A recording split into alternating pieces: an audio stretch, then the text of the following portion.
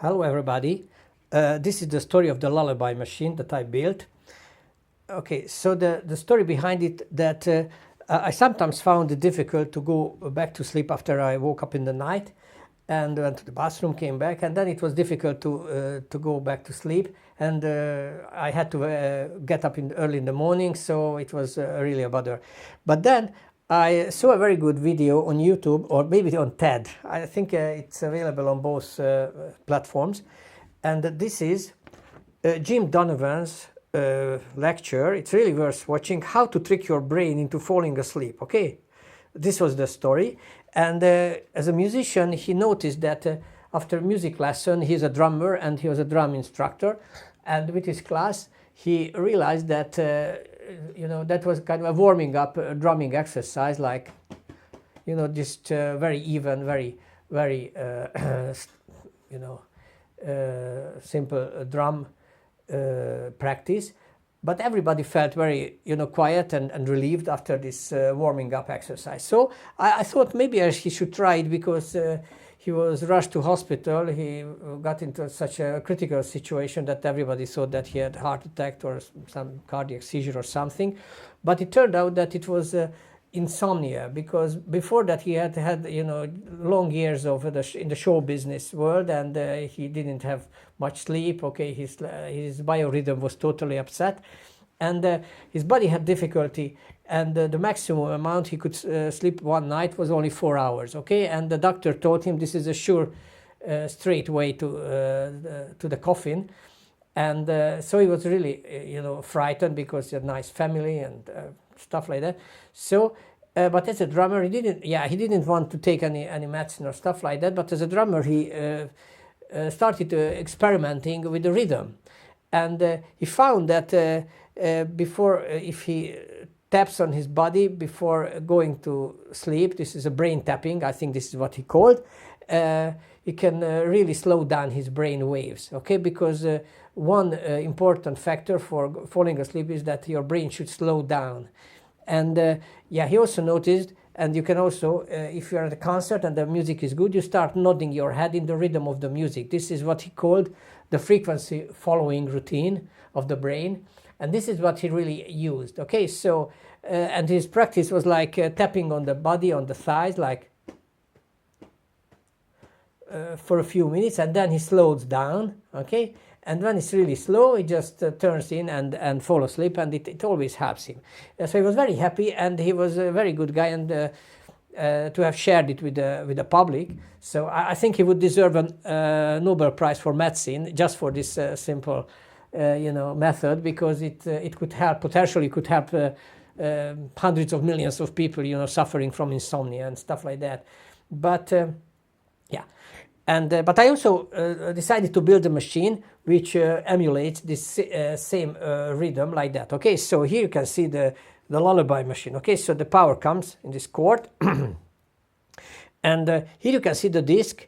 I liberated it from a discarded microwave oven, and there is this timer, and I had to disassemble the timer, because the timer also controls the on and off for the power to the magnetron and all kinds of things, stuff. So it was a little bit noisy, so I had to remove quite a few levers and cogwheels from it, but now it's really silent. All right, so you can set it to the required time. Okay, so here is the timer. Okay, for example, like 5 minutes. Okay, now set it down. Can you hear it? Here's a little relay sitting on this zip tie, and the transistor. Okay, so the relay just turns on and off. Okay, and this is all controlled by the CD. Yes, here. Okay, the CD 40106 chip, which is the I don't know, the inverter, hex converter. I think this is called a hex converter because there are 6 Schmitt triggers in it. But there are 14 terminals, but I use only 4 terminals. Okay, I'm going to show you the schematics. Okay, so and here is my usual rat nest connection. But anyway, it works. You can see a LED blinking, the rhythm, and I also fitted a neon bulb just to save the transistor from any inductive spikes. Okay, but that's usual practice. Okay, so you have to save your electronics from these stray voltage spikes. Anyways, especially if there is an inductive element in the circuit.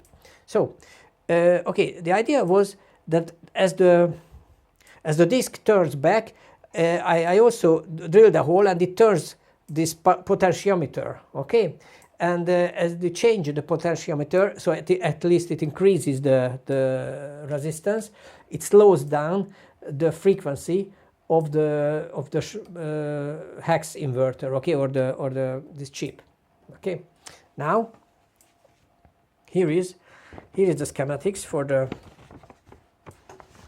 Okay, so here is Jim Dnovan, how to trick your brain into falling asleep, TED or YouTube or whatever. Okay, let me show something here. Okay, here it is how it works. Okay, so I get some 10 volts from a 10 volt DC. Okay, 10 volts, 8, 9, 10 volts is enough for this circuit to operate, and then it goes into this first pin, and here is an indentation on the casing of the chip. So this is where you it has to be positioned. Okay, to the left, and then the top left is the positive DC, and then there is the first and the second across from it on the other side, and diagonally from the positive is the negative. Okay, on the other around the other corner. Okay, at the other corner of the chip. Okay, so this is CD40106. Okay, that's the model number. Okay, now so the positive comes in, and on the extreme left is the capacitor. I put a 30 microfarad capacitor which is connected to the negative, okay, output. Okay, here is the negative of the circuit. And the second is tricky. Okay, so the second leg is tricky because first you have this capacitor, this resistor. There are 2 resistors, one 47K and the other is a 47K potentiometer. Okay, so it's variable. So, and this is what you can see here, turning and changing the value. Okay, so as it slows down, the value is going up and the frequency is going down. Okay, as it was advised by this musician, and it is connected back to the first pin. Okay, before the capacitor. Okay, so it's important. This is kind of a short, and the second is the LED. Okay, I put a 10K resistor before the LED, so it wouldn't give out too much light.